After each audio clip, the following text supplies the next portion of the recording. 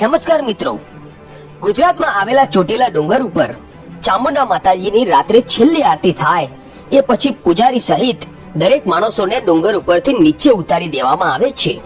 આ ડુંગર ઉપર કોઈને પણ રાત્રે રોકાણ કરવાની મંજૂરી નથી. રાત પડતા જ છેલ્લી આરતી થાય એ પછી ચોટીલાનો ડુંગર સુમસામ થઈ જાય છે. ગુજરાતમાં આવેલા તમામ લોકો લગભગ તો ચોટીલા ગયા જ હશે. ઘણા લોકો તો મહિનામાં 2 થી 3 વખત ચોટીલા જાય છે. કહેવાનો મતલબ એ છે કે દિવસે ચોટીલામાં લાખોની સંખ્યામાં શ્રદ્ધાળુઓ ચામુંડા માતાના દર્શન કરવા આવે છે. પરંતુ જ્યારે માતાજીની રાત્રે છેલ્લી આરતી થાય એ પછી દરેક માણસોને ડુંગર ઉપરથી નીચે ઉતારી દેવામાં આવે છે. ત્યાંના લોકો કહે છે કે ફટાફટ નીચે ઉતરો, નહીં તો ના થવાનું થશે. તો આખરે મિત્રો આવું શું કામ થતું હશે? જો કોઈ વ્યક્તિ ભૂલથી પણ રાત્રે ડુંગર ઉપર રહી જાય તો તેની સાથે શું થતું હશે? તો આવો જાણીએ આ ચોટીલાના ઇતિહાસ વિશે. હજારો વર્ષો પહેલાની આ વાત છે. શ્રી ચામુંડા માતાજીનો ડુંગર હજારો વર્ષો જૂનો હોવાનો ઉલ્લેખ થાન પુરાણ નામના પુસ્તકમાં જોવા મળે છે.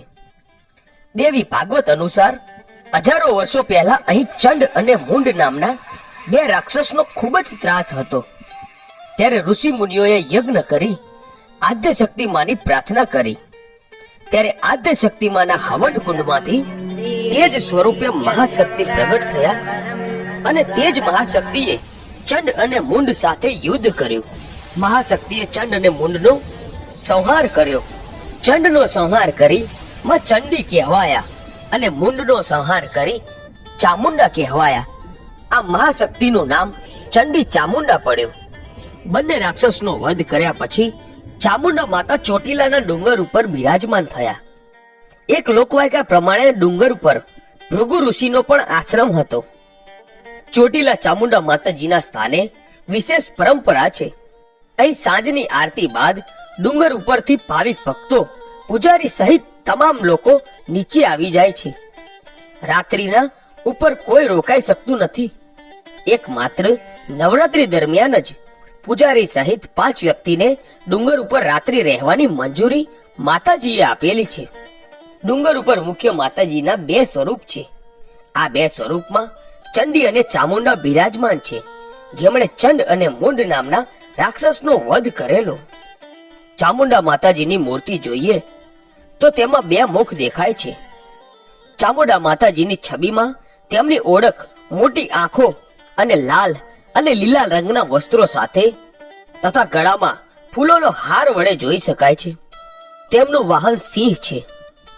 ચોટીલાના ડુંગર ઉપર વર્ષો પહેલા મંદિરની જગ્યાએ એક નાનકડો ઓરડો હતો. તે સમયે ડુંગર ચડવા પગથિયા પણ ન હતા, તો પણ લોકો માતાજીના દર્શન કરવા આવતા હતા. આશરે 155 વર્ષ પહેલા મહંત શ્રી ગોસાઈ ગુલાબગીરી હરિગીરી બાપુ ડુંગર પર ચામુંડા માતાજીની પૂજા કરતા અને મંદિરના વિકાસના કાર્યો કરતા. હાલ તેમના વારસદારો વંશ પરંપરાગત રીતે ચામુંડા માતાજીની સેવા પૂજા કરે છે અને અત્યારે મંદિરે આવતા યાત્રાળુઓને સગવડ મળી રહે તે માટે કાર્ય કરે છે. ચામુંડા માતાજી ગોહિલવાડના ગોહિલ દરબારો, જૂનાગઢ તરફના સોલંકી, ડોડિયા, પરમાર, રાજપૂત, ખાચર ખુમાણ, કાઠી દરબારો, સોની, દરજી, પંચાલ, ઉત્તર ગુજરાતના ઠાકોર સમાજ, કચ્છના રબારી તથા આહિર સમાજ, દીવ સોમનાથ વેરાવળ તરફના ખારવા સમાજ, મોરબી તરફના સતવારા સમાજ તથા અન્ય ઘણા બધા સમાજના કુળદેવી તરીકે પૂજાય છે.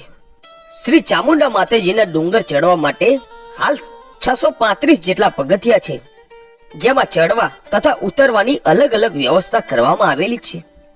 વર્ષની 3 મુખ્ય નવરાત્રી મહા, ચૈત્ર તથા આસો માસમાં માતાજીના ડુંગર પર અને સમગ્ર તળેટી તથા હાઈવે પર જાણે કે ધાર્મિક મિની કુંભ મેળો ભરાયો હોય તેવા રૂડા ધાર્મિક સભર દ્રશ્યો જોવા મળે છે. ખાસ કરીને આસો માસની નવરાત્રીથી છેક દિવાળી સુધી મોટી ઉંમરના વયોવૃદ્ધો પણ હૃદયમાં માતા પ્રત્યેની અપાર શ્રદ્ધા સાથે સડસડાટ ડુંગર ચડી જાય છે. તો મિત્રો, આ હતો ચામુંડા માતાજી ચોટીલાનો ઇતિહાસ. મિત્રો, આવી જ અન્ય માહિતી અને નવા ઇતિહાસ જોવા માટે આજે જ અમારી ચેનલ A1 ગુજરાતીને સબસ્ક્રાઇબ કરો. ધન્યવાદ.